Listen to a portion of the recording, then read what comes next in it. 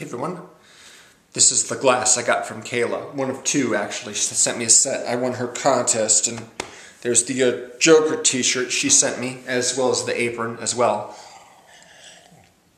Thanks again, Kayla. So I just got finished seeing the latest in my 1973 series, a film directed by Hal Ashby called The Last Detail. Hal Ashby is responsible for a number of classic pictures, notably Shampoo, starring Warren Beatty. And Jack Nicholson plays the lead character in this movie, and some of his more well-known co-stars include Randy Quaid, and in smaller parts, Nancy Allen and Carol Kane. The main characters are Navy servicemen.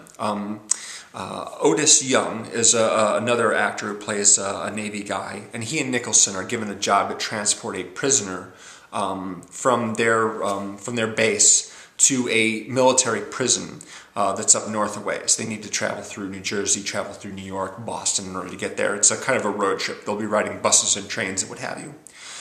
So the Nicholson's character's nickname is Mad Dog, and Otis Young, he's an actor who died in 2001. He's been in a bunch of stuff, including Hill Street Blues after this movie was made.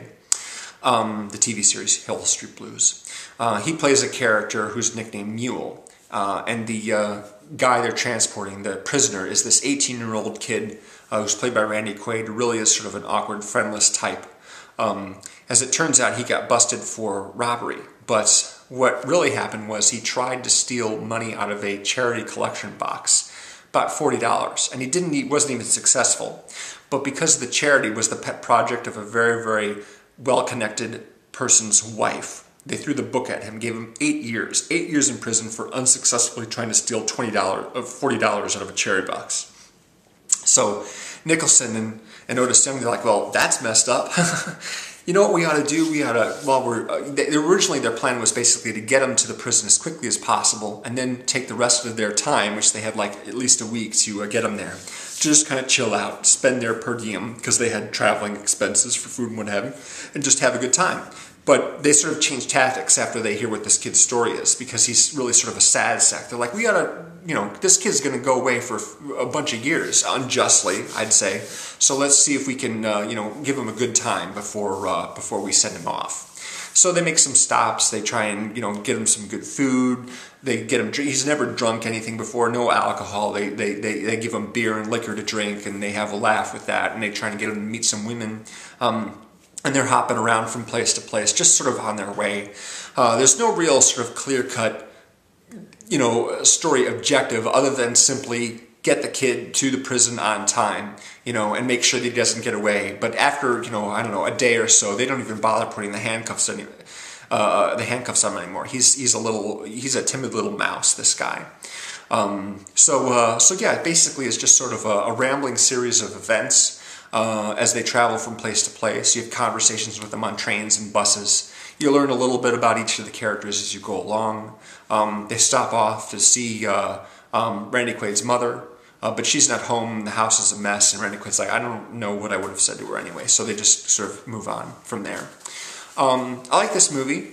Again, there's not a whole real strong story element here as far as again, the objective, whatever the objective is, it's pretty mild as it is. Mostly just a character piece. You just sort of get to know these guys as they travel along, and eventually get their charge to the prison. They talk about possibly letting him go because they really don't feel like he deserves it. But the consequences of them doing that would be they would be in a huge amount of trouble, and they would get sent to prison for letting the kid escape. So, they feel bad about either way, basically. So that's my recent 1973 film. Again, this was one that I actually hadn't seen. I'd done 3 others that I'd already seen.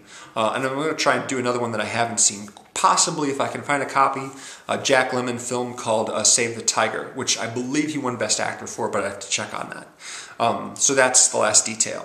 Oh, by the way, in case you're wondering what the title means, for those of you who aren't familiar with the military, a detail basically is an assignment, a job that a military personnel person has to perform. That's basically what they mean by the detail itself. Yeah, I wish I knew more about the director. I looked at this IMDb page and I saw a few familiar titles. The one that I'd seen before was Shampoo. This one was a request, obviously. I mean, I was probably going to review it anyway, but someone else suggested Save the Tiger. And so if you've got a recommendation for a movie that came out in 1973, I would like to hear it, so leave me a comment, let me know. The reason, of course, why I'm doing 1973 is because it was 40 years ago this year, and since I was born in 1973, I thought, since I'm 40, I might as well, take a look at some of those older films and see how I like them, see what it was back then. Style's very different, for the most part. Lots of longer takes. The sound mix isn't that great. The background noise tends to overwhelm the dialogue at times. They didn't have digital recording or anything like that. Picture's extra grainy too, I've noticed. Or maybe it was just an old print that got transferred to the DVD. Of course, I have been reading about the fact that a lot of classic films are trying to be scrubbed so clean and new, they're actually erasing grain from the image, which actually is supposed to be there, which is kind of too bad. There's going to be a lack of grain, basically, in films going forward because of all the digital cameras that are being used now. No grain is a good thing. That's one of the things where the high frame rate comes into play. Peter Jackson wanted to do high frame rate because the grain doesn't show up at all. Apparently that just doesn't look right, though. Anyway, so last detail, there's my thoughts on that. Again, next week, probably Save the Tiger, unless I can't find it, in which case I'll do something else. Leave me a comment, let me know if there's something else you'd like me to do. And, of course, there's a new Steven Soderbergh film coming out this weekend called Side Effects, and I'll be seeing it right away and doing a review of that if you'd like to tune in for that as well. Thank you very much for watching. Appreciate it. Have a good one.